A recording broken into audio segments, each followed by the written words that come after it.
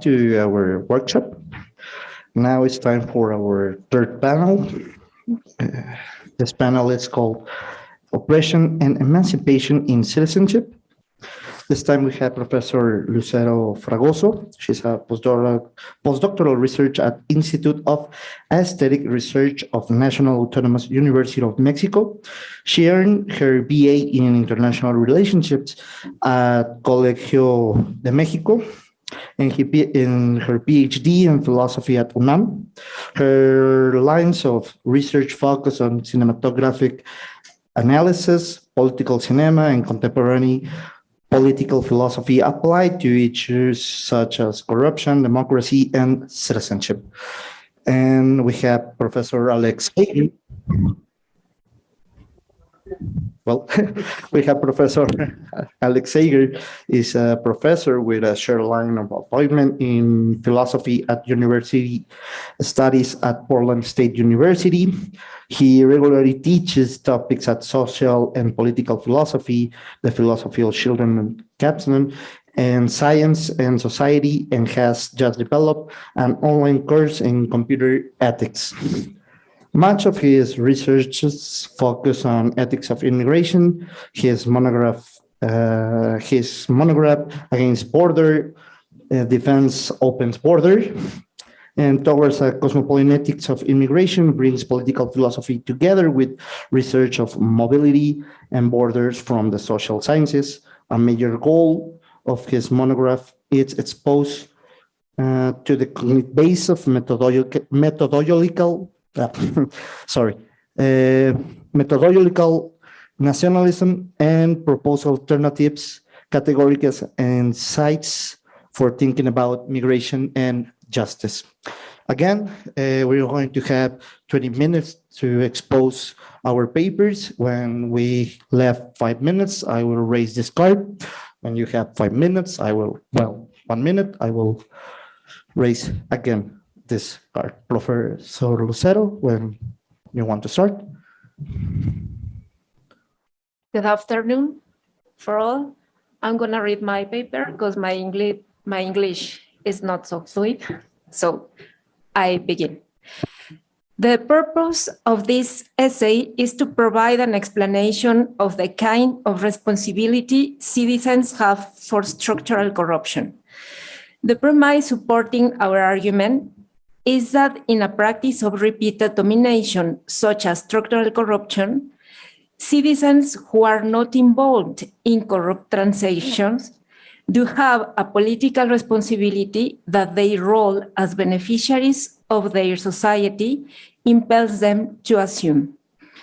Political responsibility implies necessarily taking substantive actions against corruption and a public stance about the problem.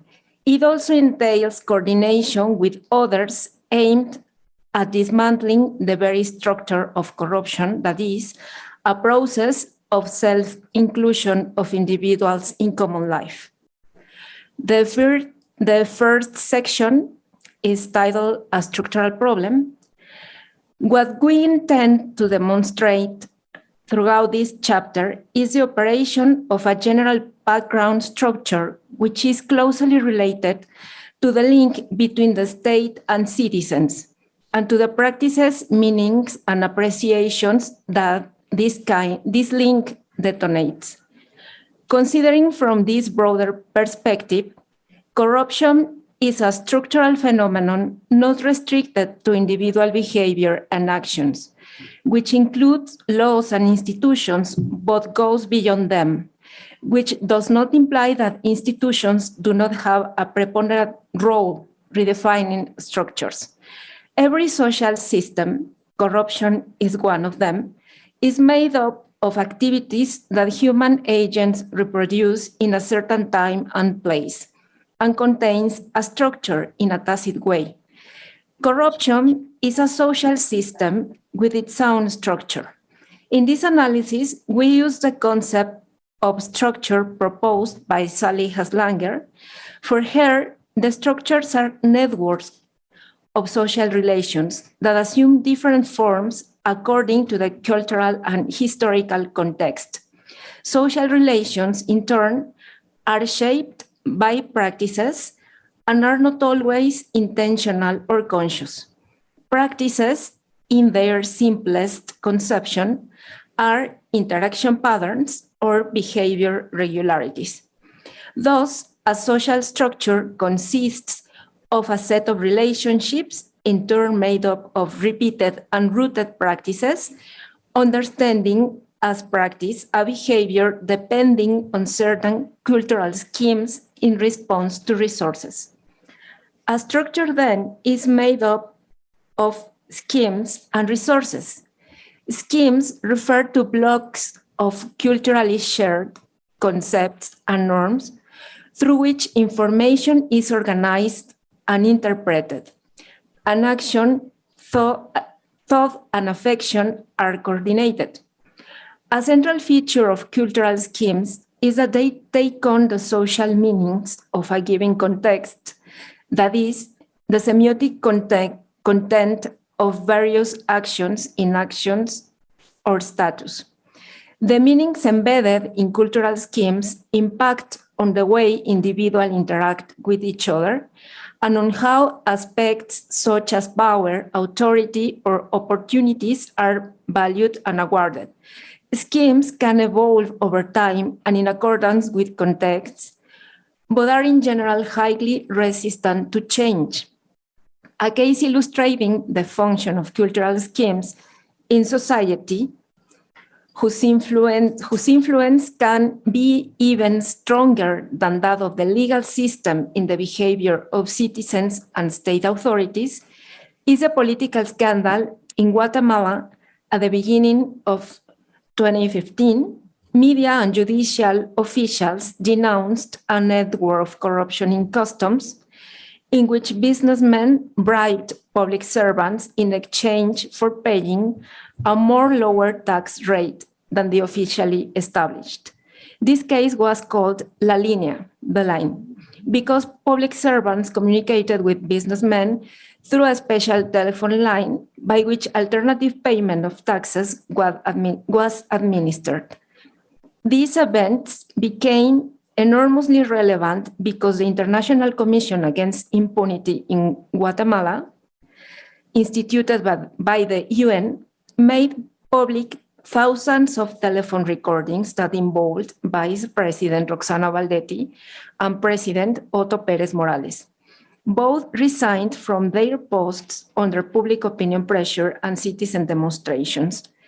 In interviews for the media, President and Vice President frequently pointed out that their actions had not been illegal, since the laws of their country had loopholes and were not clear enough about what was allowed or not.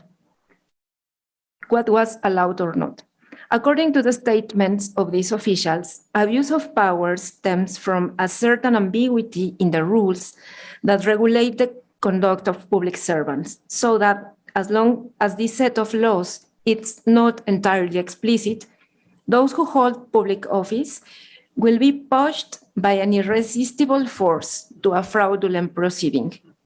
Resources, on the other hand, the second component of the structure, are things of any kind, human or non-human, animate or inanimate, with some value also of any kind, positive or negative. Resources are the material portion of structures, how structures are manifested in the world, or rather, they're put into action by means properly physical. In short, structures are not only mental constructions or meanings, but they have also a material side, which includes people's skills, knowledge, or physical strength given by resources. Resources then embody and justify schemes' interactions in a social environment. In this way, collective cultural schemes and the organization of resources are interdependent in a causal and constitutive sense and create a structure only when mutually nourished and implicated. A structure that is a series of behaviors, practices, subject to schemes, meanings, responding to resources, holds up the social system where corruption has become endemic. In this context, citizens internalize social meanings, allowing them to use public resources to fill in their economic or status needs. In this process, they barely question their sense of ethics or moral probity and respect for the law. The structure of the social system of corruption is also based on a practice called particularism. Particularism is defined as a regular redistribution of public goods on a non-universalistic basis that reflects the vicious sharing of power within those societies. In particularism, the state's relationship with individuals depends on their social status. Citizens do not expect to be treated with justice and equality by public authorities. A similar treatment is only expected between people of the same layer of society. When bribery is the norm and not the exception, particularism establishes the culture of privilege, leaving out universalist principles, namely equality of treatment and access to resources, regardless of the group or class to which people belong. Therefore, individuals fight each other to approach and be welcomed by privileged groups in what has been called competitive particularism. Due to collective internalization of the idea of unequal treatment, participation in competitive particularism is more plausible than striving to transform state citizenship bonds. The second section is named Responsibility, Citizenship, and Structural Corruption.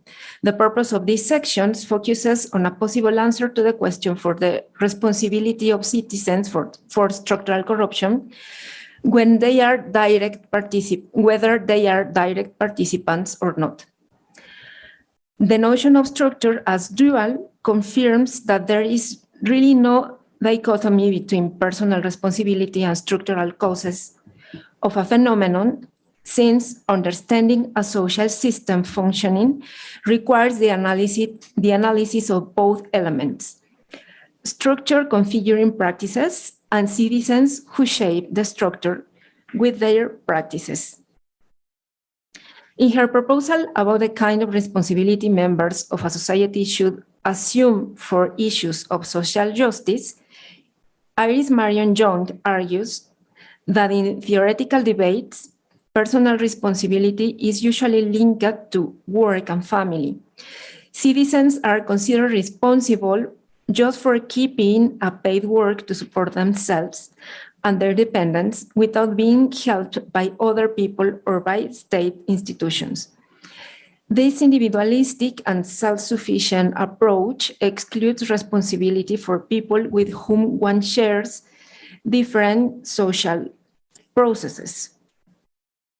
From Young's point of view, individuals should be held responsible not only for the sequels of their decisions and actions, but also for the effects of the social processes in which they take part. Before fully addressing political responsibility, we should make some clarifications about the difference between guilt and simple responsibility. Guilt will be defined as a condemnation for a specific reprehensible conduct, that is, for a direct act of corruption. According to Philippe Petit, sample responsibility in a relevant sense, must be ascribed for a specific act, not for a state of affairs, and rather than pointing out who provoked an effect, it is aimed at developing a brief analysis to resolve whether a citizen had the required conditions to be blamed or praised for such an effect. Although simple responsibility in its negative aspect always involves guilt, Petit insists that responsibility chiefly searches to set aside blame for a moment and to grasp the underlying motives, circumstances, institutional failures, among other factors related to the environment that led to a certain action and its results. Through such analysis, we can understand how, despite an adverse context, a citizen acted commendably. Here, responsibility is assigned in a positive sense for having avoided damage or circumvented guilt. From this angle, the notion of responsibility fulfills an evaluative function, denoting whether a conduct was good or bad after a study of the context, alluding thus to a historical responsibility. The analysis to determine if an individual is candidate to be responsible must consider the three following factors. One, the normative meaning. The agent is faced with a moral or normatively significant choice, which involves the possibility of doing something good or bad. Two, the ability to judge. From her social place, the agent is able to understand a given situation and can access the evidence to make normative judgments about the options presented to her. Three, relevant control. The agent's choice is truly the result of her will and her sphere of control, or rather, the individual has the necessary control to be able to choose between different options based on normative judgments. Both guilt and simple responsibility gravitates around the I. For these reasons, both correspond to moral and legal spheres, and both are assigned by specific acts. We insist, however, while guilt is inclined to casualty and punishment, simple responsibility entails an evaluative task on the context which led the individual to a certain action. On the other hand, political responsibility refers to an individual or group's ability to publicly acknowledge or declare before others about their actions or omissions for the world's state of affairs, as opposed to guilt or responsibility to court. To be politically responsible does not require to take part directly in any action. It is only needed that agents actively or passively support governments, institutions, and practices that try to commit crimes and perverse acts. Based on Jung's typology on the forms of relation between individuals and crime carried out by the state, we show how the notions of guilt, simple responsibility, and political responsibility of agents are applied to corruption in four areas. Those who are guilty of a corrupt transaction, individuals directly involved in an act of bribery and often part of a corruption network, those who avoid being guilty through moral acts. These people recognize their ability to distinguish right from wrong, act accordingly, and are consistent. Three, those who are not guilty but do have political responsibility. These people are not implicated in the direct causal chain of corruption, but are politically responsible since they support with others, albeit passively, the performance of institutions acting on their behalf. They do have a political responsibility that are not assuming. And four, those who take charge of their political responsibility. This category includes those who did not commit faults, but wonder about their responsibility for structural corruption. People deploy viable actions in coordination with others, aim at changing schemes behind corrupt practices and using resources fairly. Finally, we conclude people directly involved in an act of corruption are guilty in the causal sense and have different degrees of simple responsibility according to their position in the government scale of charges, according to the information available to them to evaluate the context, and their degree of autonomy to make decisions. For structural corruption, political responsibility can only be attributed to individuals who are not involved in corrupt transactions, but who passively accept the shared meanings that strengthen the social system of corruption, as well as the materialization of its schemes. Political responsibility lies with citizens making up a society as conscious moral agents who should care about unjust actions implemented by state institutions, harming their fellow citizens and themselves tangentially. Thank you. Thank you very much to Professor Lucero and this lecture about political responsibility and how this implies structural actions against corruption and how corruption is a structural, a social structure and a social system, and what is our political responsibility. If we can start with Professor Alex Sager. Again, 20 minutes. All right. Thank you, Diego. I just wanted to start by thanking Sandra and Enrique for organizing this wonderful workshop, especially Enrique for coming out on his birthday to do this. And just really enjoyed the discussion today of all the talks, and just a wonderful collegial event. All right, I'm going to start talking about my paper. I'm a little bit terrified because the moderators have been very tough today. So I'm going to try to keep it under 20 minutes. And I'm a bit worried because when I originally got the invitation from Enrique, I was thinking that, great conference, maybe I'll write something on urban citizenship, or maybe think about non-territorial modes of membership or things like that. And I started to work on a paper, for this workshop, and I very, very quickly ended up going down a whole series of rabbit holes. So this is very much a work in progress. I'm going to be very grateful for any feedback you can give me.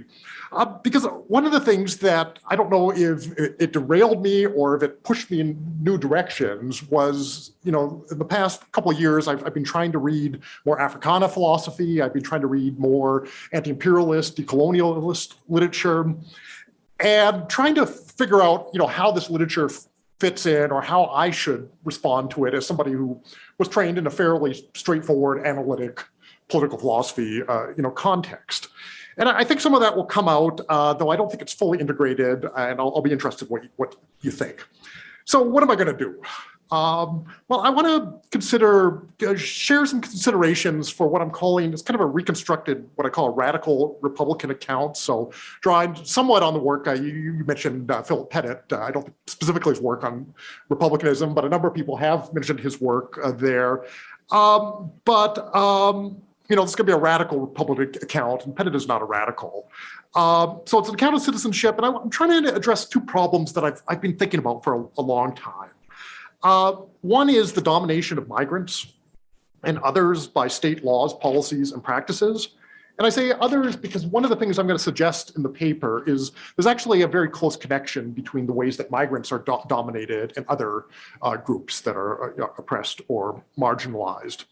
And then, so there's the domination of migrants and others is kind of one theme. And then the other theme is what I believe, and I know this is contentious, so I'll get the blowback during the questions. But what I consider to be the inadequacy of nation-centered political philosophy to mitigate this domination.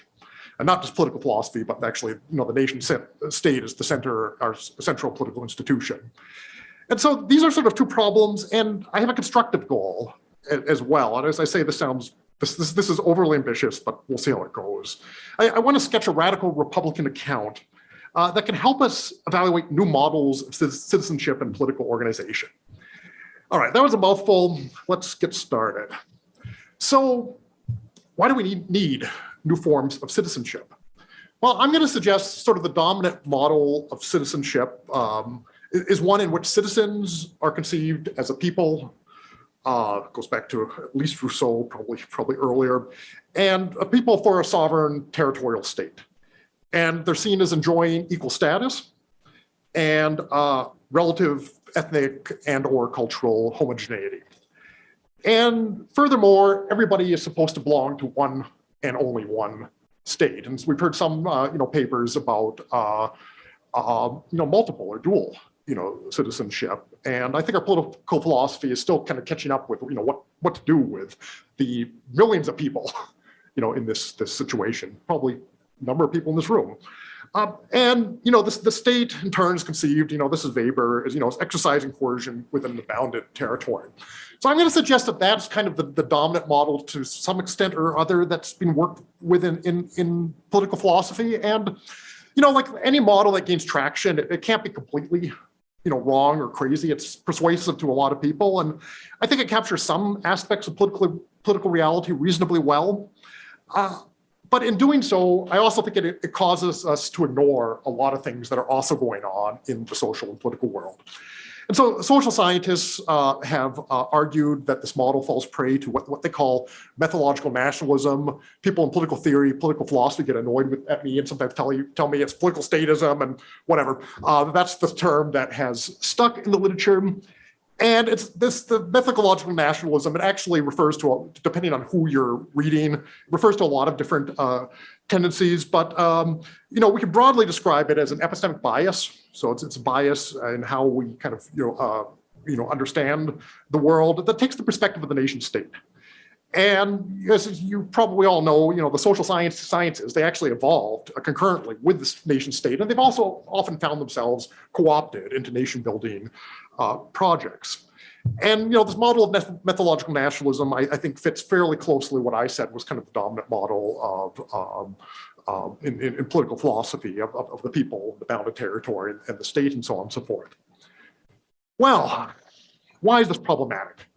I don't have too much time to convince you. Maybe question and answer. Maybe I can send you some papers I've written, see if that will do better. But here's a few things that I think are problematic about it. So the first thing is I think it ignores the ways in which states are internally fragmented.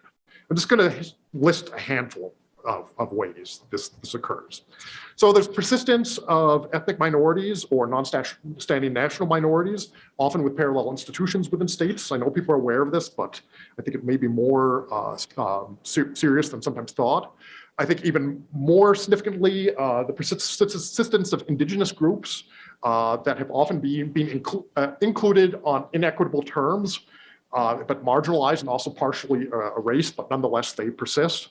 Certainly the case in the United States, certainly the case in Mexico, and erased by settler colonial narratives, which are often national narratives, usually always national narratives. We're talking about this in lunch a little bit, the rural-urban divide. And pretty much anywhere in the world, if you go to the countryside, you go to the city, you're going to find really kind of different worlds. And often I don't think they're connected or communicate that well. There's cities. Cities are important politically. They're both independent sites of resistance. We saw this in the United States with various cities of sanctuary status, directly opposing federal policies. But also, if you look at the work of somebody like Saskia Sassen, the global cities, which are often more closely connected to each other than they are, certainly to the rural areas, but even to smaller cities within the nation state. And then there's immigrants. And immigrants are defined by various forms of belonging, going all the way from illegalized. I like the word illegalized because it draws attention to the way in which state policies make people illegal. People aren't illegal. It's something you assign a status to people, to permanent residence, and a lot of statuses in between. And this get very complicated. And with various different forms of belonging. And then also we have dual and multiple citizenship. We have transnational connections. A lot of families really do exist in 2, 3, sometimes more places. And so all of these things are ways in which this concept of the people and this concept of sort of the unified political set of institutions I think is undermined. And then I think the second big point is the ways in which space has been transformed. Borders are fluid. They reach far beyond geographical territories. People have started to write more about this. U.S. immigration policy, it actually depends very crucially. I don't think you can actually conceive U.S. immigration policy without thinking about Mexican immigration policy. And in fact, you have to go all the way down to Central America because all of these things fit together. And it's actually not possible. Pick the remain in Mexico, where they're not allowing asylum seekers to apply for asylum within the U.S. This depends entirely on the cooperation of the Mexican government. actually kind of fascinating. The exercise of power is further deterritorialized by the rise of big data and electronic surveillance, which is fascinating and terrifying, and I'm trying to wrap my head around it. So all of these facts, connect about our world. I think they connect to a normative claim.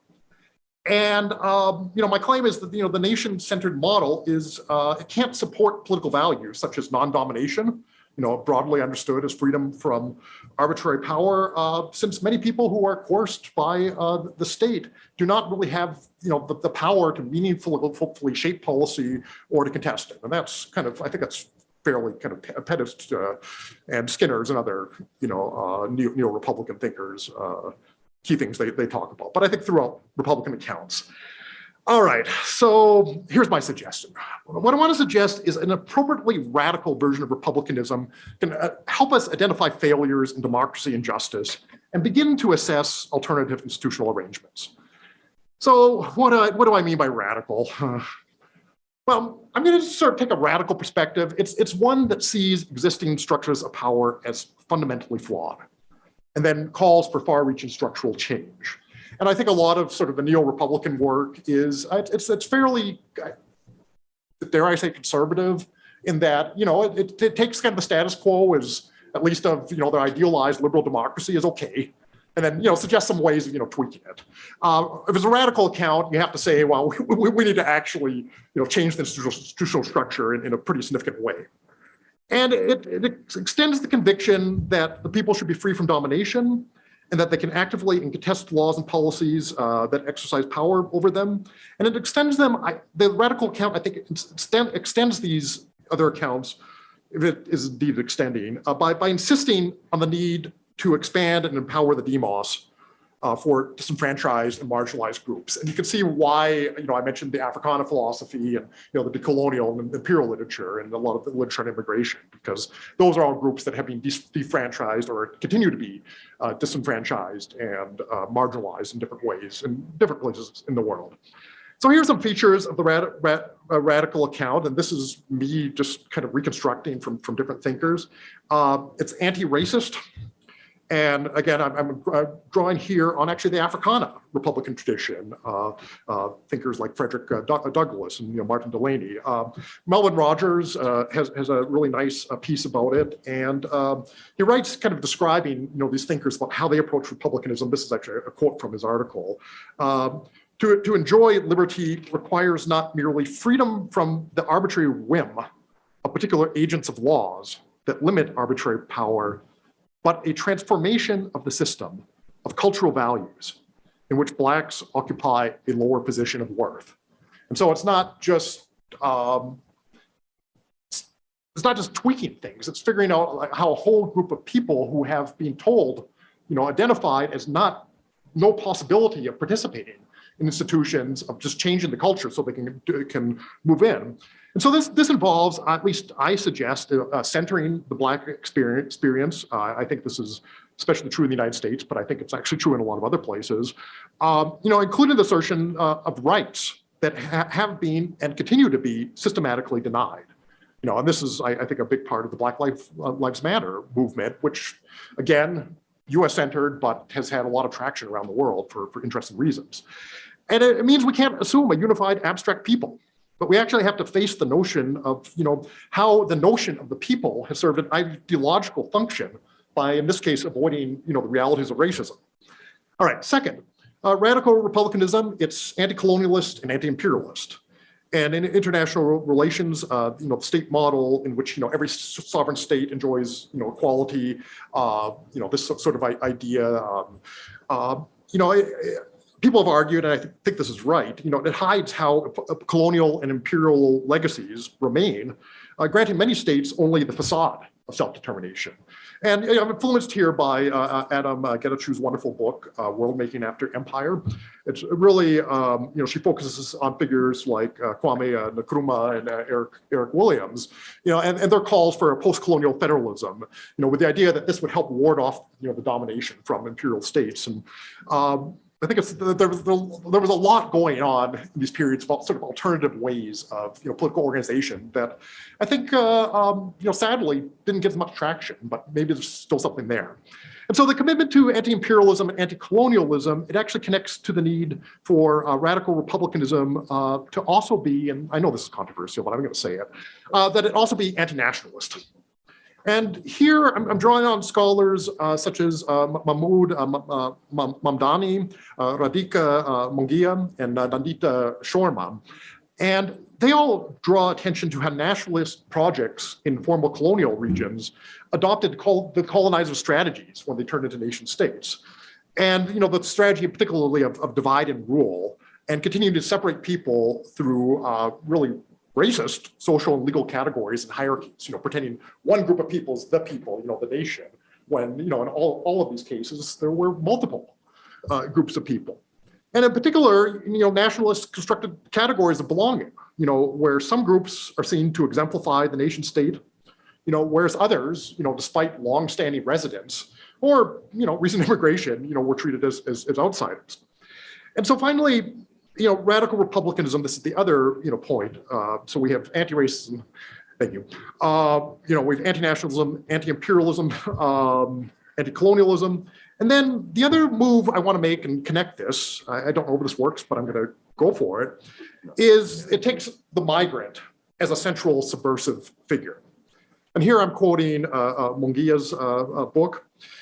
She writes, if the chief characteristic of colonial rule is a set of legal differentiations, which entail different entitlements and differential treatment for different subjects, with the citizen/migrant distinction as perhaps the primary axis of such differentiation. Just a bit of background, I don't have much time, but her book is about Indian migration. And just a really kind of fascinating alternative, perspective. And so her writing connects to the ways in which immigration policy has been a radical project, defining belonging and rights through, redrawing the boundaries of whiteness. I think you can certainly tell the story. I think people have told the story of immigration to the US in particular. It's the case I know the best, as basically shifting borders of whiteness. Who's included as white, and being white means you're included as a full citizen. So radical republicanism follows Nandita Sharma in seeing the first step of decolonization as dismantling the boundary between national natives and migrants and building solidarity between these groups. And I think this is sort of the key. I think there's actually a lot of connections there. Sometimes these groups are seen to be in opposition or see themselves as opposition. I think they're actually falling into the game of the people in power. So the figure of the migrant, I'm doing a lot of name dropping here, but these are wonderful writers.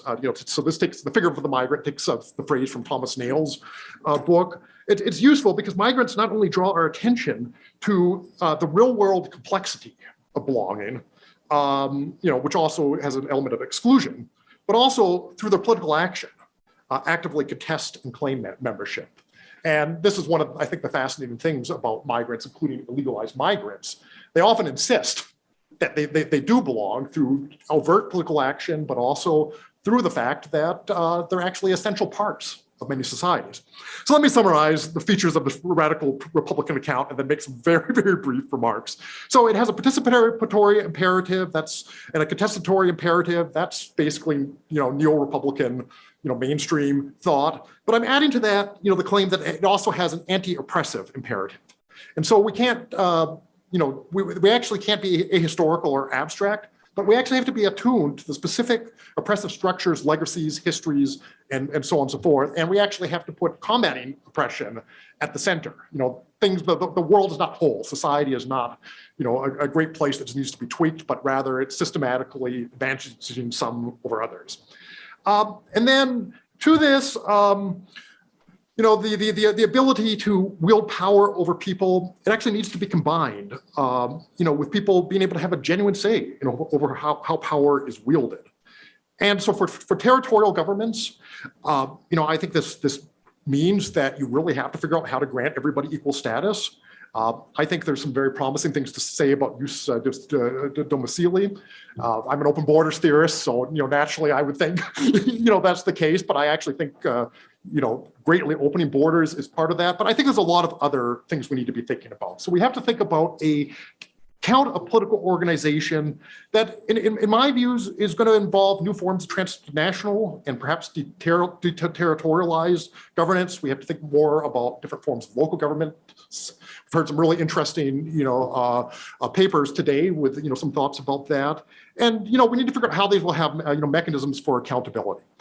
I'm not going to even try to say anything more in the last minute. Just thank you for listening to me. And no, I'm going to wrap up and we're going to do questions.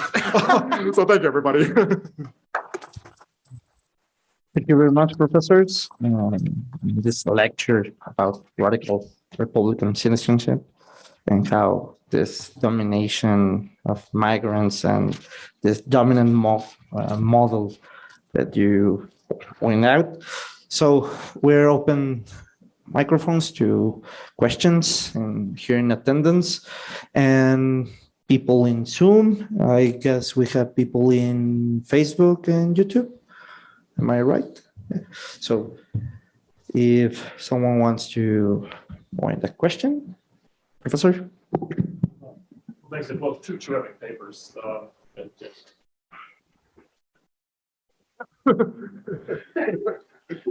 Two terrific papers and two terrific presentations. So I just had a quick question for both, maybe not so quick for Alex.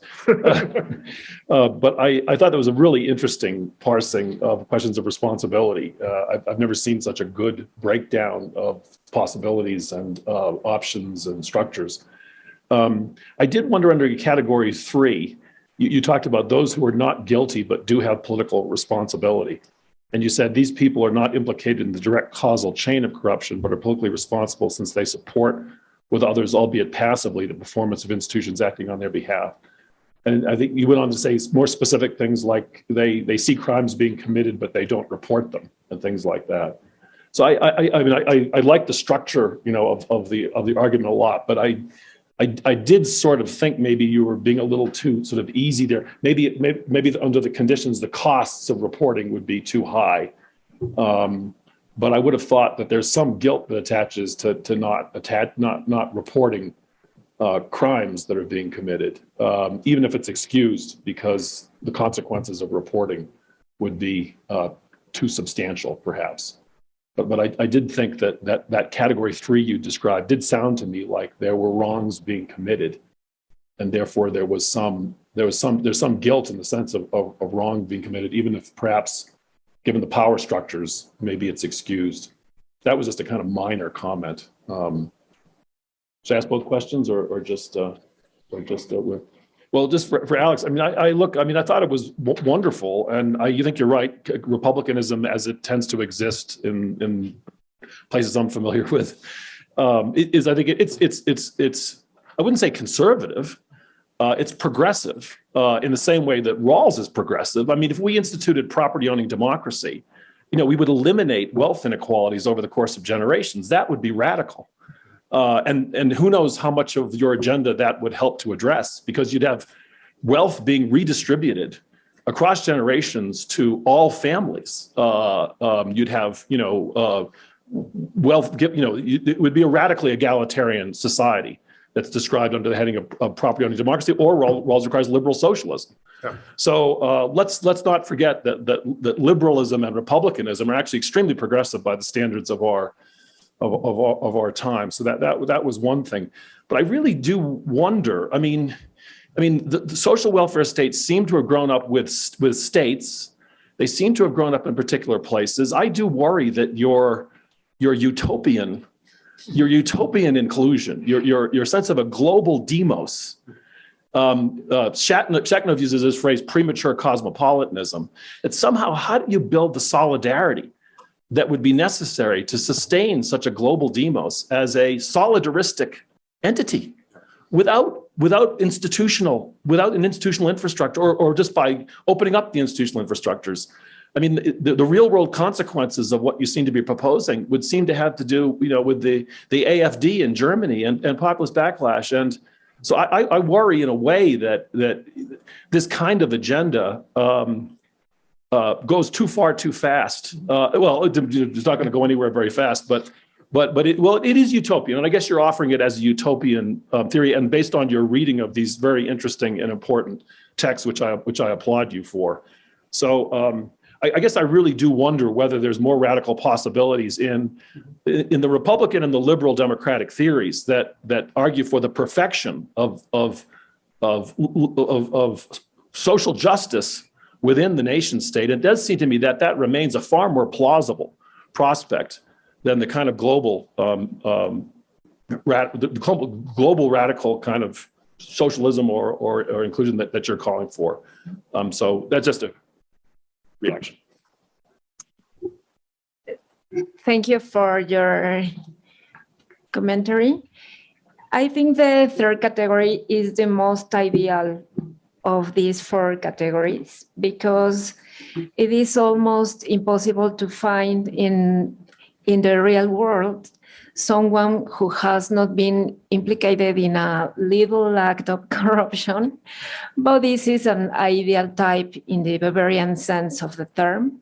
I think methodologically it can help us to guide this classification and to show why every people have political responsibility, even if they think they never have participated in a corrupt act. But I think I have to make some clarification here and be precise because I think this individual does not exist in real world. But thank you for your reading. All right. You asked a doozy of questions. Well, for me, The box or lunchtime. I will. no, this is great. Yeah, I mean, I grant, republicanism is probably better described as progressive, and if you took the full blown, property owning democracy or liberal socialism, that would be radical. My sense, and you probably have a better sense than I do, but my advisor was Kai Nielsen, and he thought Rawls had, socialist potential or maybe socialist imperative in there. But my sense is, of people working in those traditions, most of them aren't willing to go with the full-blown proper democracy. And it was always very hard for me to reconstruct that in Rawls because he wrote so little about it, which I found kind of interesting. And the socialist bit was always kind of in the background, and G. Cohen and others, pushed that. But different principle. Yeah. But anyway, I mean, I think you're right. If you had that kind of full-blown institutional change, that would be radical. Would it address racism or colonialism or imperialism, or would it, I don't know, there's this. It's a very kind of difficult dynamic between. I don't want to use ideal theory. I don't want to use utopianism, but providing a set of sort of analytic tools, for thinking about social problems and providing some sort of vision for, perhaps where we can move to, and figuring out how this interacts with, wherever we are now. I think in some sense you're right. What I'm saying is maybe utopian, maybe highly unrealistic. At the same time, and I think this is one of the things I was trying to bring out in the paper is, I actually think whose perspective you privilege, makes a big difference. I think we found this in, much more modest scales, institutions and universities, for example. When you try to change university policies in a way that, Black, Indigenous, Latinx, Hispanic, other faculty have asked, and what you find is, well-intentioned white faculty, they make a few kind of minor changes, and then what they don't realize is they don't get into the conversation, really understand that the institution itself is white, and there's all these things that if you're a white person like me, you had no real awareness of what was going on and how talking about people like Sally Haslanger's work, how the structures, the practices, all this stuff had very concrete results that were obvious to everybody who wasn't white. And it's a very long set of painful discussions for people like me. I'm sort of thinking similarly in political philosophy. And, at a certain level, if I read somebody like Rawls, I read somebody like Pettit, a lot of the principles, I'm maybe not completely on board, but, I can work abstractly with that. But I do think there needs to be a shift of recentering, political philosophy to really take account, of the people who were responding explicitly to colonial domination and trying to think about institutions, or people responding to sometimes actual slavery, or all the horrific stuff that went on post-slavery in the United States and other places as well. So I'm not sure it's not an entirely satisfactory answer, because there isn't an entirely satisfactory answer, but that's sort of what what I'm trying to work through. We have some questions by Professor Michael Blake and Alejandro Mosqueda. Professor, can you hear us? Yes. Can you hear me? Yes. Okay, cool. So as has happened on more than one occasion, Steve took my question, so I'm going to offer a slightly grumpier version of it. I think this is primarily for Alex, although it doesn't need to be exclusively for him. I think I'm starting to feel, after I hear you, a little bit like a Burkean conservative. And there's two ways in which I want to get a more specific response about what it is that the radicalism offers us. The first is, and this is what Steve touched on, I worry that people aren't as decent as you think they are. In fact, I think people are often quite bestial until tamed, and they can't be made responsive to ethics and abstract ethical considerations. I think the person I'm relying on here is Yael Tamir's work on the importance of the nation for liberal redistribution, and the willingness to suffer and to die for the needs of the other is often based upon much more local ideas of here, as opposed to simply the status as human. So I worry that your theory might be great for angels, but terrible for humans. But the second Stevian theme, if that's a word, which it isn't, might be that I don't know how this is actually an improvement as far as being action guiding. Because let's take something specific like the Remain in Mexico policy, and we want to know exactly what's wrong with this and how it is we can speak back to it, and how it is that we can integrate considerations of decency towards migratory populations while still speaking back against economic marginalization of Black men in the US. The first step in that argument should not be, I know, let's redesign the state system. Instead, we do have to tinker at the edges if we're actually to have an effect upon the problems we're facing in the here and now. So why is the meliorous tinkering not ultimately more useful than a wholesale redesign of what we might have done were we designing things from the ground up? That's my bad cop version of Steve. I don't know, Michael, that wasn't too bad cop. All right. So let's take the decency bit first. And, I suspect we might actually disagree about, this idea that, the nation state is responsible for certain types of distributive policies. I mean, I think it has occurred in some nation states. I think sometimes, I think sometimes, though, that's almost trotted out as just kind of common knowledge, rather than, I think, empirically argued for in a substantial sense. And I'd be interested if I'm wrong here. But, I actually tend to agree with you. I don't think people are all that decent. I'm actually pretty pessimistic on a lot of fronts. I know it doesn't sound like that sometimes, but I do think people tend to respond to their interests. I think if you look at a lot of redistributive policies that occurred on the level of the nation state, what you'll look at types of crises, including having radical people who might have torn down the system if you hadn't, gotten your act together and put some redistributive policies. I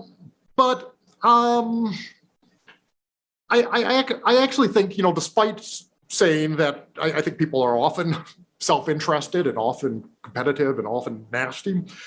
I do see a lot of forms of solidarity, and often at a local level.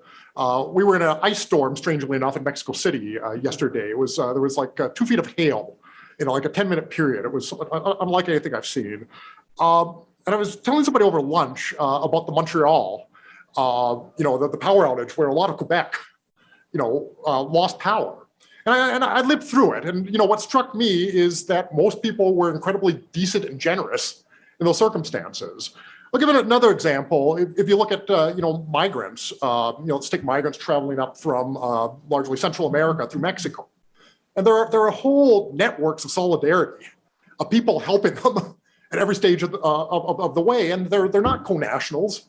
People here can correct me, but I've never had the sense that, Mexicans are particularly keen to embrace people from Central America or South America. It's a very nationalist country, but nonetheless, you see these networks of solidarity. And I say, again and again, examples of people doing, substantial self-sacrifice for, distant others in a lot of contexts. So I'm not convinced that you can't build institutions around that. All right, let me get to the, I think it's a really tough and really interesting question. To what extent is political philosophy, political theory, action guiding at all? And I know people have different views about this. I actually think it should be at some level. I think if you want to say action guiding and creating a whole new set of, political institutions, that either, supplement the nation state in a radical way or do away with it. I mean, you're right. I mean, that's not action guiding. Maybe we'll have a crisis and we'll end up with something like that, but I hope the hell that doesn't happen. But I think there are some ways in what I'm saying is action guiding. And let me just take, the thing of, the figure of the migrant. Actually thinking through policies for a second and saying, we're going to try to center the migrant experience. And similar things could be said, center the Black experience, center the Indigenous experience. I think the minute you actually ask these questions, what you do, whether you're a government, if you're a government that actually cares, or if you're an NGO, or if you're another type of organization or an individual, I actually think there are very concrete, specific action guiding ways in which you'll change your policy. Let me just give one example. I think Sarah Fine, brought this up. I don't remember the piece, but we were talking a little bit again here in Mexico City about third country policies. So the ways that the European Union forces you to apply for asylum in the first country you arrive at. And a lot of migrants hate that because kind of Greece sucks right now for a migrant. And a lot of them have family in Germany or England or, so on and so forth. And, they've been forced to apply for asylum. I wouldn't say Greece is safe right now. There's other countries of first arrival that I don't think actually are safe. But, you could be in France and Calais or whatever and want to go to the UK. And people say, well, they're in France. I mean, why don't they stay there? If you actually take the migrant's point of view, you'll see very quickly, why that is not, it's just a subpar life alternative to rebuilding your life. And I can think of a lot of other, examples, of that sort, where I do think there's a difference. And so, we're playing with a lot of levels here, right? We're trying to figure out kind of analytic frameworks for diagnosing, what's wrong with the world. And then you were trying to figure out, different ways in, moving towards something better. And I actually think practically, you have to be practical, you have to be pragmatic, you have to be piecemeal. But, you have to also, I think, be open to the possibility of a grander vision, or you're going to have a so-so compromise and maybe lose something greater. I'm sorry for speaking so much. No problem, Professor. Alejandro, can you hear us? I think you're muted, Alejandro. Yeah, I think he's muted. Yeah, thank you. Yeah, okay. Thank you. I have two comments and a question for Lucero. My first comment is about what Marcelo asked her about this kind of people who is not guilty but is responsible for corruption. I think that it will be useful to the idea of Hannah Arendt about collective responsibility, because what she says is like we can attribute responsibility for people only because these people are members of some community in which this kind of phenomenon occurs. And this a sense in which Hannah Arendt is thinking about how we can attribute responsibility for this kind of structural injustice. And she said that it's enough to think about, it's enough to be a member of some community to be responsible. But in this case, it's not necessary to make some individual action, and for the reason you are not guilty, but you are responsible. And another notion that it will be helpful here is this notion of Iris Marion Young that Lucero mentioned about our participation in the structural injustice, because she says that we are responsible in the sense that we have some kind of participation in this structural injustice, even in the way if we react to the people that make some act of corruption. Because if we, as Lucero says, this kind of structural depends of this kind of action that we repeat. And if we react in a positive way to this kind of acts of corruption, we are participate in this structural injustice. And the other comment is about in the end of the paper, Lucero wants to say something about responsibility for corruption, and I think it will be useful to use another great paper from Cristina Sanchez. He used some parameters of responsibility in kinds of structural injustice, and she says that we need to note the power, the privilege, the interest, and the collective capacity of the agents to make some kind of graduation of responsibility in this case of structural injustice. And finally, my question from Lucero is, what do you think is important to attribute responsibility for corruption? Because some people think that there is a lot of things more important than that. And I want to know, why do you think it's important to talk about responsibility in these kinds of structural injustice? Thank you. Thank you, Alejandro. First, thank you for your suggestions of reading. All these others are in my paper, because I think it is very important to evaluate who is more responsible than others, to aim at cultural changes. Well, why it is important to talk about responsibility for structural corruption? It is important because it underlines collective action, just what you said before. I think it is important because it goes beyond the individual action or an individual proposal to change things, and it makes emphasis on organizations with others, and this support by the community of colleagues in a place of work, or a community of neighbors who are seeking for make a change in her bureaucratic affairs to ameliorate something in his neighborhood. I think this is a very important concept because it points out two aspects: changing mentality, the structure, and second, go for the material part.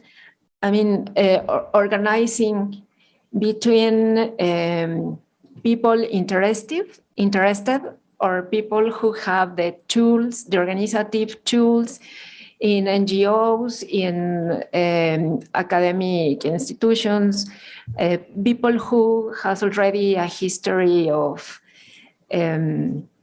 social movements. This is why it is important, this notion of responsibility for justice, and not only the guilt to combat impunity, that it's also very, very important. I don't know if I answered to your question. Thank you very much. We have a question by Professor Imer Flores. Actually, I will say it's two, and one, uno para Lucero. So I was thinking that probably what you should have stressed is also the different levels of the political responsibility. Mm. So you put much attention on your distinction between guilt and political responsibility, but I'm interested in hearing more on the difference between the political responsibility.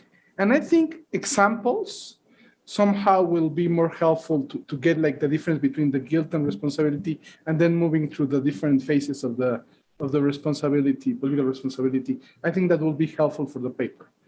And so it's more like a comment for your paper. For Alex, somehow I was reading it and I have the feeling, oh, this is too ideal. And then Basilio taking that into, this is too ideal. Michael like, this is too ideal. So I think that's true somehow. But I have the feeling that underlying everything you have, you are right, there's something. And let me just point to the case of Mexico.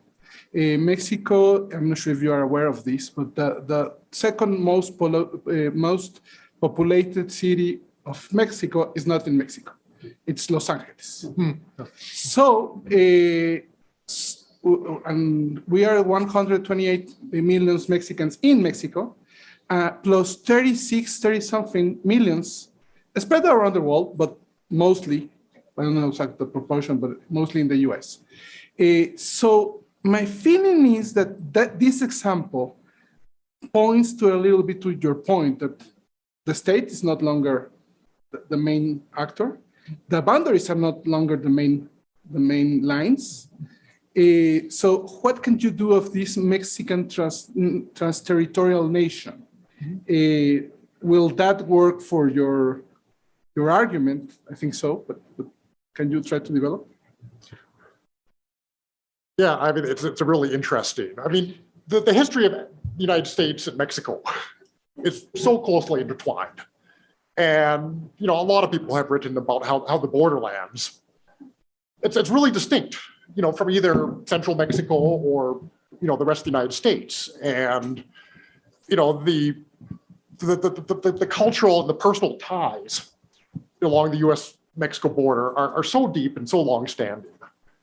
And, you know, even things like we were talking about Paulina Ochoa Espejo's work on borders, and she has this, what she calls a watershed, you know, model of, you know, thinking about politics, and talks, I believe she talks about the Rio Grande and, you know, how to, you know, figure out how to distribute, you know, that, you know, necessary resource, you know, between the two countries. And, you know, the frame of, you know, US and Mexico, I don't actually think it's all that useful. I think it was a huge shame that NAFTA, you know, didn't negotiate migration, because I think it would have actually, I actually think it would have been a mutually beneficial you know, negotiation if it had been pushed through. And, you know, I'm sensitive to what Michael and I think, you know, Stephen have said about, you know, this really ugly populism and this backlash and so on and so forth. But even at the same time, it's funny when you look at public opinion. And what you're finding is in a lot of countries like the United States, you know, politicians are often playing to a very, you know, specific group that has they consider, you know, immigration as a hot button issue, and they'll vote against people just because they tend to be fairly moderate on immigration. But anyway, you know, to your point, I mean, looking at these transnational communities, I think we do things ad hoc already. You know, Mexico is intimately involved in the politics of the United States at the local level. You know, if you're a Mexican citizen and you run into problems, you can often go to your consulate, and you can actually find, you know, substantial, not only civic society, but, you know, political resources. I think actually acknowledging those types of already existing structures, and because I think we know they're there, we know they're significant, but they don't become part, at least in political philosophy, you know, as, you know, what we think of as models. Stephen's shaking his head. And again, I'd love to see more models of this, but I actually think about, you know, reorganizing things, you know, along those lines and tracking those things is ways of, you know, maybe practically moving forward. And I think that all of those types of things, I'll shut up in a second. There are small fixes or even small shifts in mentality, that would make, a significant difference. And I can give more examples, but I'll stop there. I was just going to say that I think this is a good example because of the intensity of the interaction, the length of the border, the long history, so fraught and complex and cooperative increasingly on both sides. But this doesn't lead us to leave the nation states behind. This just points to the need for greater cooperation, more collaboration on various things of a more equal sort. But it's not going to lead to the transcending of the Mexican state or the merging of the Mexican state and the US state. So I think you're over-interpreting the implications of these sorts of developments. Take the case. Sorry, take the case of remesas. The money that people from the other side send to their parents in this side, families in this side. I think that you don't need to stay there. Even for the other one, the example of Donald, the one in the morning, Douglas Bamford. The taxes, I completely see that we cannot do that without the states. But somehow I think that's the idea, that like pushing a little bit more, like, I agree, it sounds like we are not going to be able to get rid of the states as they function nowadays. Right. But it also could be the case that these international organizations strengthen states. I wrote this piece with Cohen and Moravchik. Basically, participating in cooperative arrangements can strengthen states-owned policies in mutual ways. But so I guess I don't see these things as having the radical implications that are being suggested, even though they're very important. And I wanted to hear a little more on Lucero's we have a years comment. of responsibility, if you want to say something. First, I agree with your suggestion about giving examples. I think it is very useful because it helps reader to understand the concept. So it's a very important point, the different levels of political responsibility in the scale of charges in the public service, for example, or in the political practice. And I think one point to combat corruption is not to have impunity, but the other is political responsibility, because it makes us participants of our political community, and it aims to change beliefs, to change a social ideology that says that public servants have to extract resources from the national budget, and if they don't do that, they are someone stupid, no? For example. And this is extended to our fellow citizens. I mean, this implies a change in the operation of bureaucratic system, because it prevents us from ignore the abuse that some civil servants in the very high level constantly are making of resources, and it can promote more observation from people organized in the civil society. We have a question by Professor Camacho. Thank you very much. I'm very glad that we have the chance to have both projects here tonight. I'm so sorry we had a third participant booked for tonight, but apparently he had a stroke of COVID at the last minute. He was sick. He told me he was sick. He was going to be the moderator this morning, but sometimes he was meant to be remotely, but sometimes the disease gets you at the evenings really, really bad. So I'm sorry about, we hope he's well at home, but I'm sorry that we had another person booked for tonight. I had the chance to discuss this thing with Lucero many times. I think she has a tremendous grasp of the phenomena. She also is a trained political scientist. So she has a training that allows her to make precisely this kind of very equipped description and argument about the phenomena. But I think some of the problems about idealization, for instance, could be solved separating, distinguishing the act from the structural problem. I have the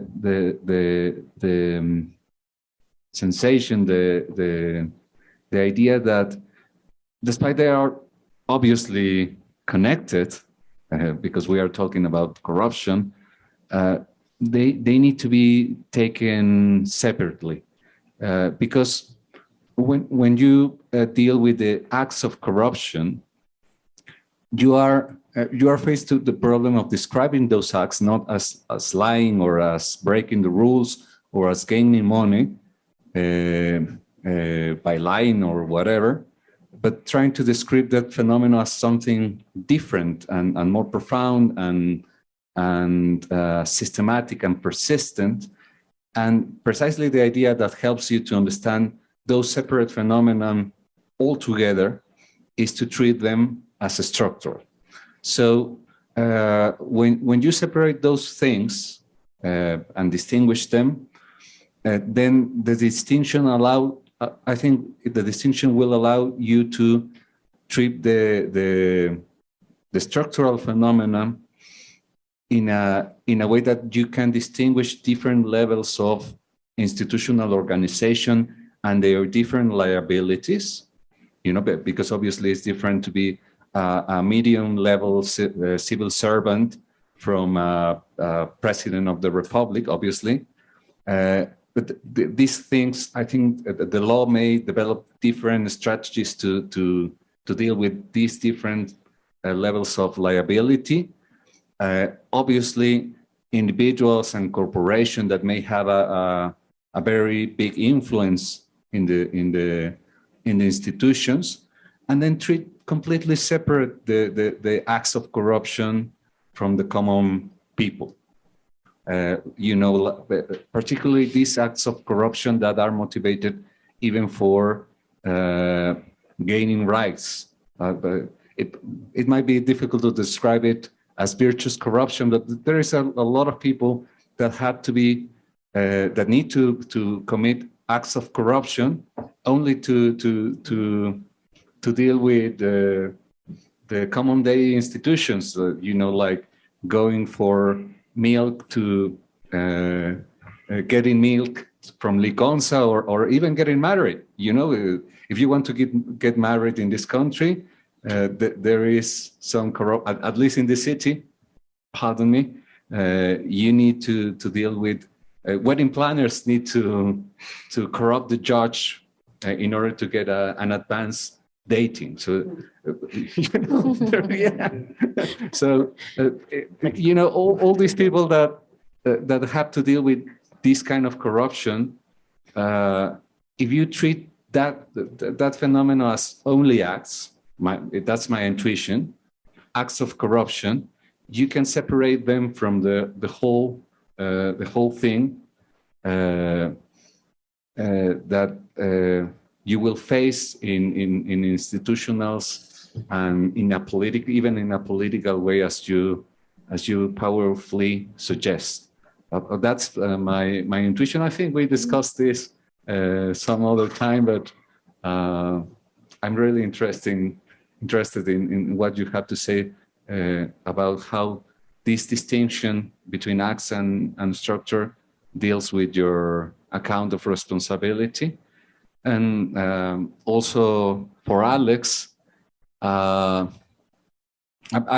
very sympathetic with the things behind your paper, but the sensation that I got after reading it is that maybe you are moving towards a theory of of oppression, really, because I had the sensation that the things that you want to remove from republicanism really are some of the things that characterizes republicanism sometimes. Maybe I'm wrong, but also broadens the case for oppression, really. So but I was thinking about Iris Young distinction, and for her, the most general term of injustice is oppression, and you have different kinds of oppression, and it seems to me that maybe if you deal with a more general conceptography or more general concepts, maybe everything fits in place, because also this may help you with problems of idealization, because a theory of oppression doesn't really help you to be normative.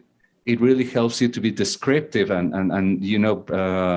contrast reality with our concepts and let us see the things that you rightly remark about the nation state and how we take things for granted, and how most of the things in theories of sovereignty and legitimacy and are just assumptions that are not justified.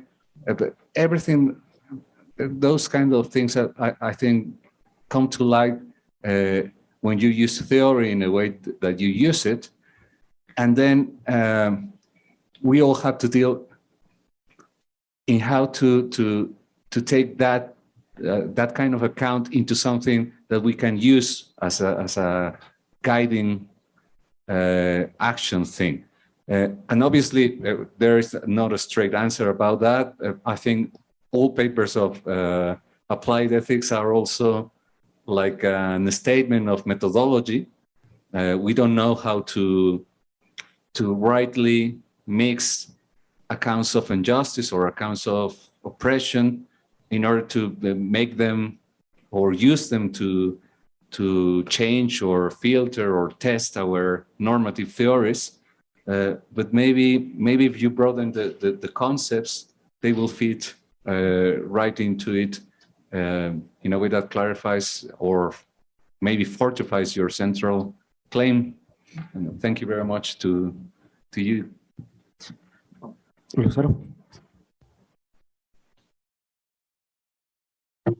Well, I think there is really difficult to make a gap between structure and acts.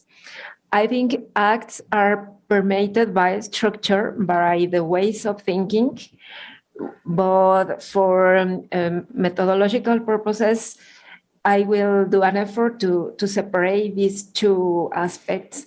But I think that's why structure is composed by beliefs and by material resources, because it is very difficult to make two branches and this is an act, this is a belief, because they are all acts and are pervaded by beliefs and ideologies and mentalities. But well, I will do what what I can. And yes, the scale is really important. There are people that have the power to act, to assume their political responsibility. Others that have the privilege because they have the means to do that. And others the interest, and they have to connect to make possible an effective action to elude or combat corruption. But thank you very much for the discussion. This discussion and others, thank you. This is a privilege to me. And well, I have a question for Alex, but after him. Good. I have a question for you as well. No, let's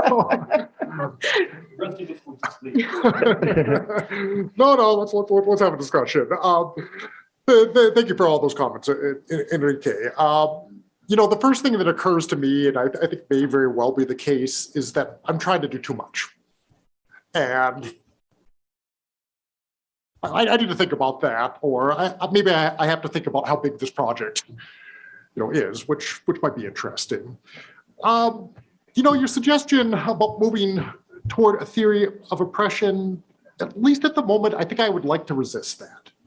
And maybe just a bit of the background of this paper would be helpful.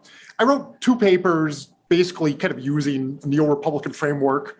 And I realize, as I'm saying this, I'm actually contradicting myself of what I said to Stephen, because I wrote one paper on the boundaries of the demos question, where I used a neo-Republican account and basically came up with the claim that you actually have to incorporate, if you're a Republican, not only all immigrants, including illegalized immigrants, if you take neo-republicanism seriously. And that's pretty radical. So maybe I'm just wrong about conservative, progressive, radical resources. Though I do know other people working in the tradition have criticized Bennett for not being radical enough. And then I did another paper on immigration enforcement, again from a kind of neo-Republican perspective, and I argued basically, you take neo-Republicanism seriously, and you look at the realities of immigration enforcement. You're committed to open borders, so it's kind of an indirect route to open borders, and so I do think there is something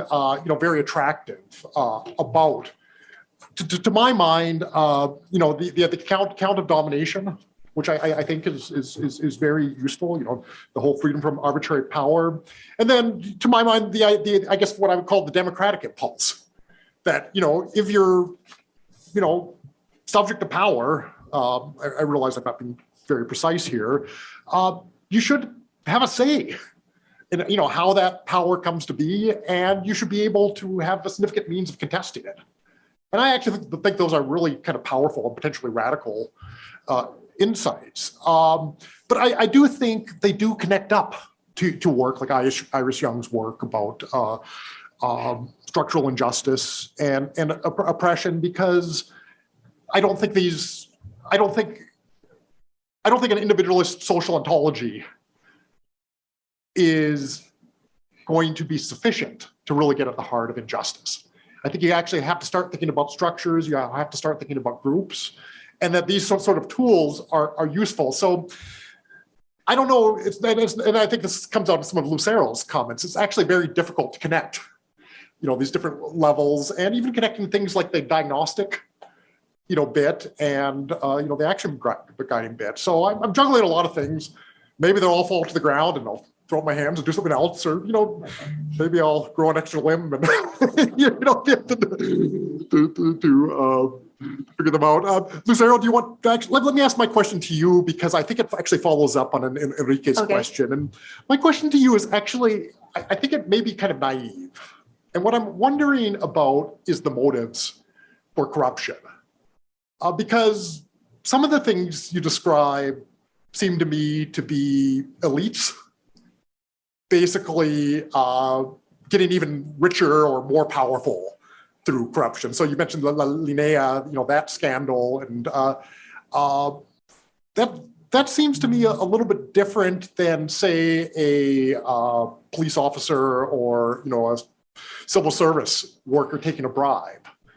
And it strikes me, among other things, the motivation might be quite different, but also the structural position of the person. For example, if you're underpaid and you're in a culture where the assumption is that part of your income will be the ability to collect bribes, that seems to me very different than, you're paying off people to get contracts, for your company to make yourself even richer. So I'm wondering if there's really kind of different types of corruption, and if there needs to be a different response for, depending how you're situated in these structures, and even if they're the same structures, is kind of the generalized corruption you see in some places, is that the same as the type of corruption which I think you see just about everywhere, in which you have a combination of nepotism and special relationships and people bending rules, for an in-group. So I don't know if this is naive or not, but I'm just curious about that. It's a really interesting topic and paper, and I'm really glad to have heard it.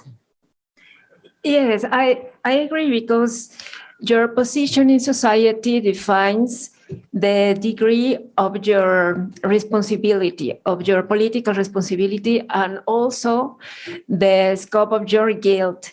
This is what the lawyers say, the attenuants.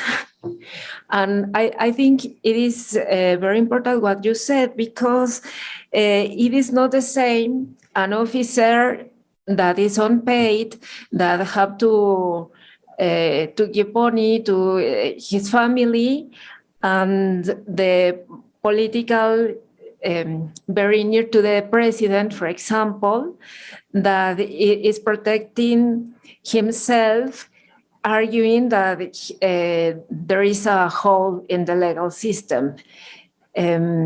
His degree of political responsibility is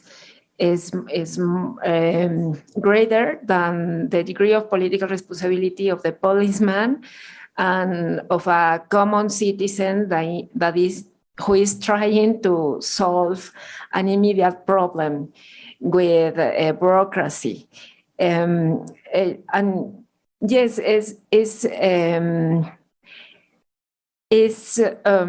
the position in society, in the scale of society, it is determinant to determine a political responsibility, someone's guilt for an act of corruption. I guess if I may just follow up, I'm wondering if corruption is. I'm wondering if there are many types of corruption. So there are distinct ways in which societies are corrupt, and that makes a difference. And again, sorry if this is naive. I'm just sort of thinking that. So it's not just that there's different grades of responsibility, but it's actually corruption is different in type. And so societies that are not supposed to be corrupt, I'm not going to use the United States. Let's take, I don't know, Sweden, Canada. There's still corruption, right? Denmark, or whatever. And it seems to me that type of corruption is very problematic. But the analysis is a little bit different from a society where most people are aware and accept and participate in some ways, at kind of a local level. It's and so it doesn't seem to be sort of simply just kind of grades of responsibility, but rather maybe this is partly of what you're saying about responsibilities to change the structure or the culture. And if that's, I don't know if this is a great question or not. I'm just trying to work through this in my mind because it's really, really interesting.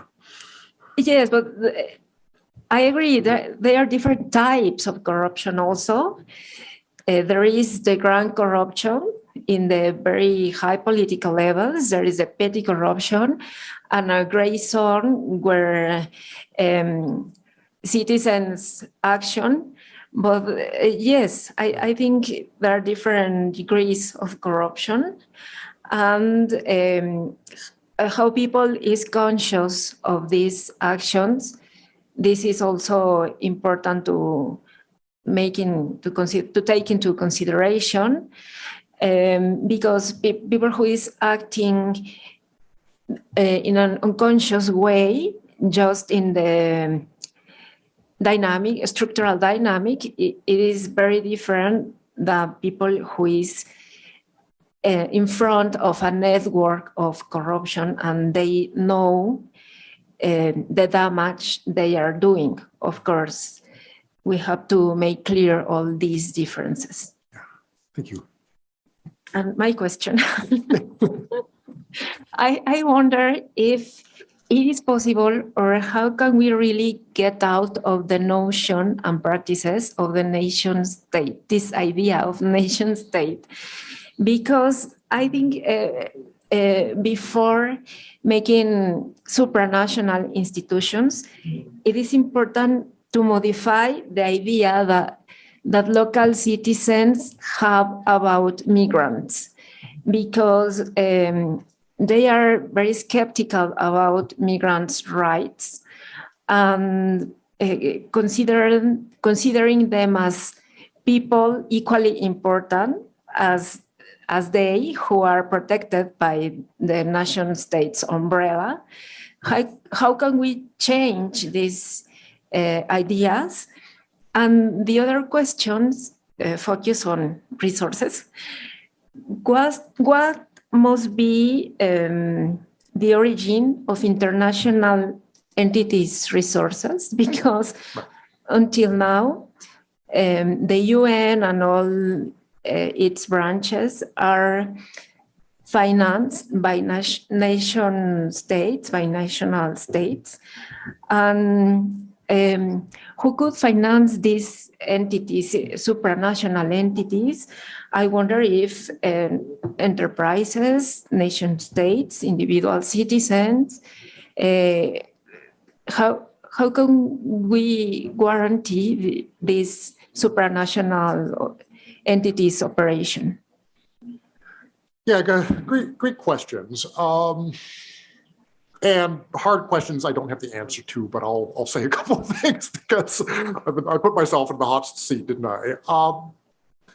So I actually think, often you find local politics, not always, but often there are networks of solidarity between immigrants who live in the community and people who are classified as natives. And, I give the example of sanctuary cities, but there's actually some really interesting cases in the US where, people elected anti-immigrant officials, and then the people in the communities actually realized what was implied when, their neighbors were deported and so on and so forth. And a number of cases where, people in fairly conservative areas said, oh, we never realized that, the immigrants, were our neighbors, and regretted, some of their decisions.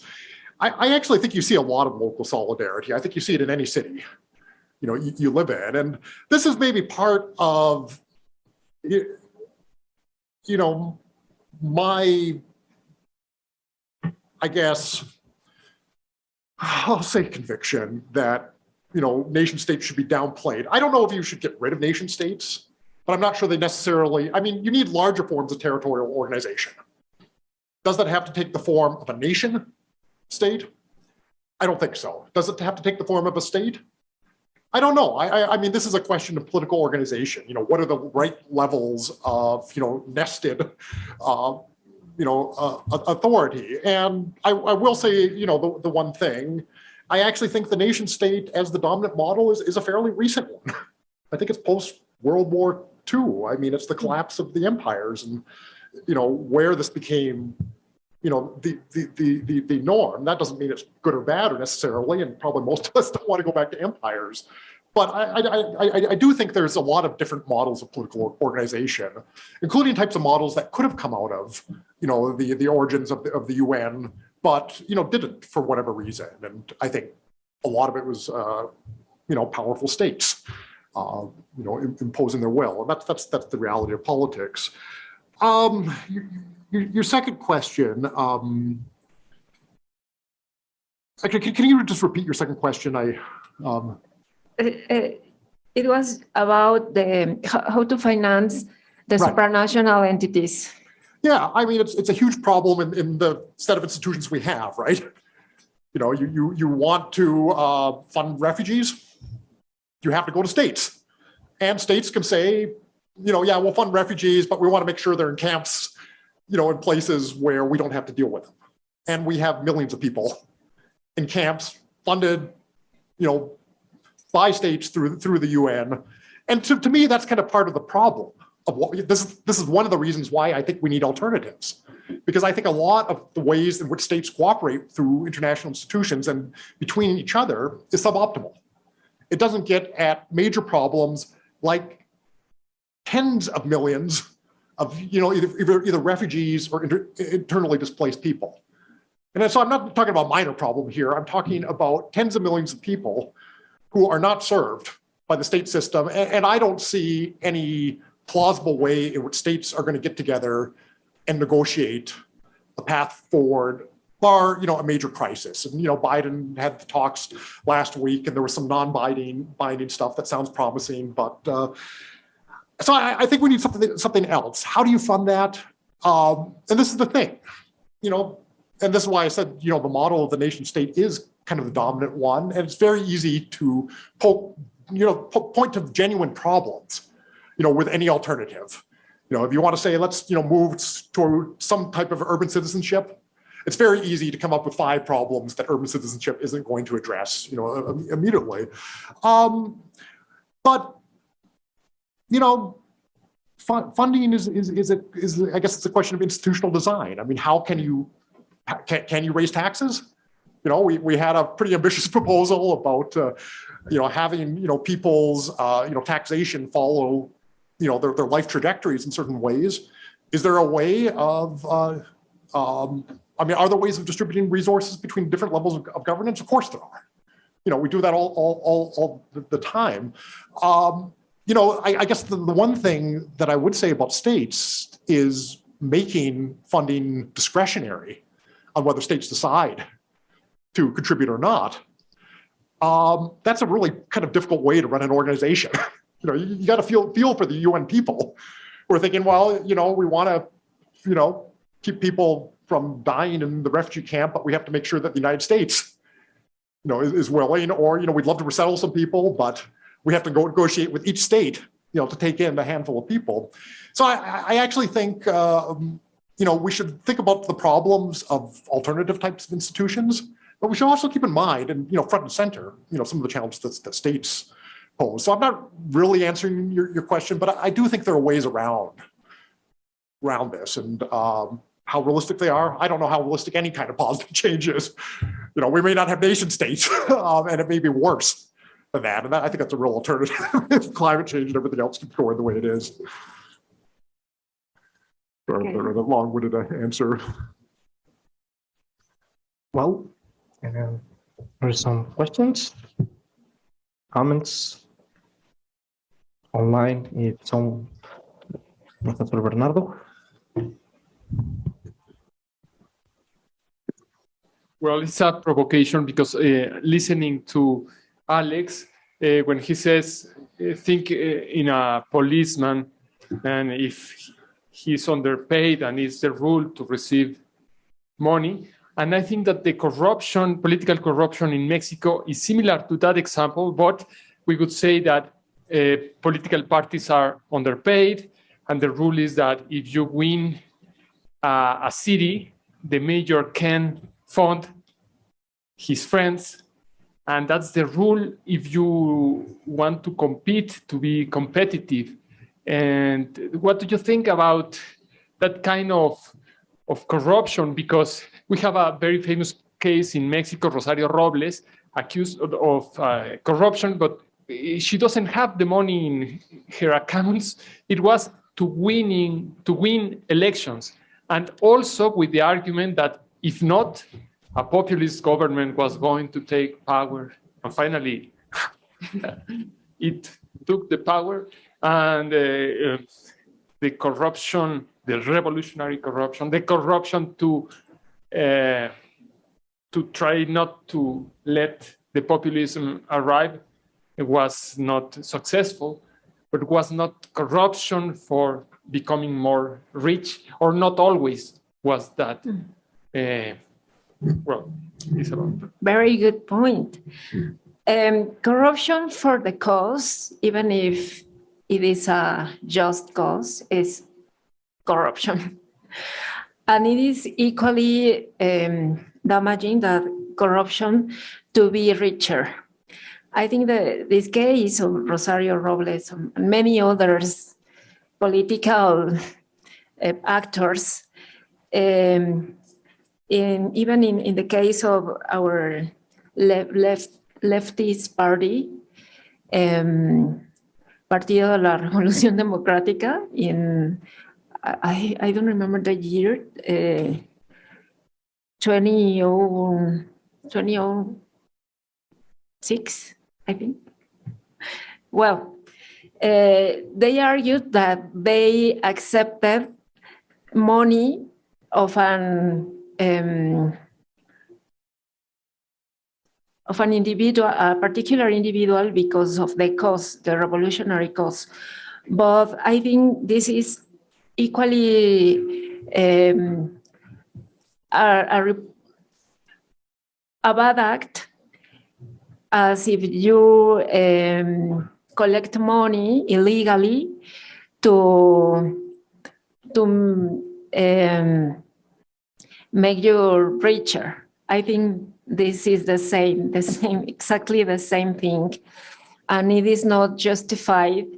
And another kind of corruption I didn't mention, but it is similar, is this corruption based on clientelism, because under this republicanist theory, people must be free for domination and clientelism that does not allows you to work for your own means to develop your personality, your own abilities, but they are making the life easier for you, but causing that you are always in the same level of you are not moving to another social sphere where you are resting on the same level. There is also corruption because you are depending on the goodwill of the state, and this is also under the republicanist thinking, an act of corruption. But it doesn't matter if you are not richer, if the money isn't under your property.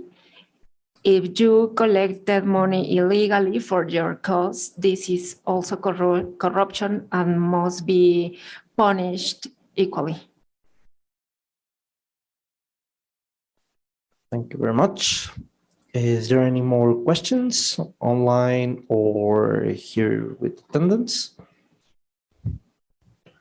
If there are any questions, if there are no more questions, I guess we have a question. Yes, there's one question by Ernesto Jaime. I'm going to move the microphone. I can read it. The question is, do you think some corrupt actions came from, well, I'm going to wait a little bit. The question is from Ernesto Jaime to Dr. Sager and Michael Blake. And the question is, do you think some corrupt actions came from other countries through the capital enterprises on holding like Monsanto, example, Odebrecht in case of LATAM, and Canyon Shot or dollars? I think it's a complete question. Well, this is a complete question, so I'm going to repeat it. Do you think some corrupt actions came from other countries through the capital enterprises or holdings like Monsanto? So this was for me and for Michael Blake? Yeah. Michael, you want to take this one? I'm not sure, to be honest. I do remember hearing, and I think this might have been a Thomas Pogge line, that it was only about 10 years ago that you stopped being able to deduct bribes as business expenses on American tax returns. So there was definitely a fair amount of knowledge of corruption. And there's also, I think, a very useful analysis in Easterly of different structures of corruption and how states, apart from the main state in question, can actually influence whether it's horizontal or vertical corruption. But it's been a long day and I don't know anything, so I'm going to stop talking. Thank you very much, Professor. I mean, yes. But the interesting question is in the specifics. Is there corruption of international corporations? Of course, there is. Have there been measures that have tried to cut back on that? Yes, there have. How successful have they been? I don't know. But I think corporate actors are something we have to talk about and think about, but I don't have the expertise or I haven't tried to gain the expertise to be able to answer this satisfactorily. I don't know, Lucero has thoughts about international actors promoting corruption? I think, yes, international actors promote corruption. Yes, of course. This is my answer. Well, if everybody says yes, that's. That sounds good. Finally, we got some consensus here. Well, that was our last question. So let's give an applause to our panelists. And finally, I'm glad to invite everyone, the attendants and the people at home that are watching us, to stay tuned to the next panel tomorrow at 9 o'clock. So we're going to see us tomorrow.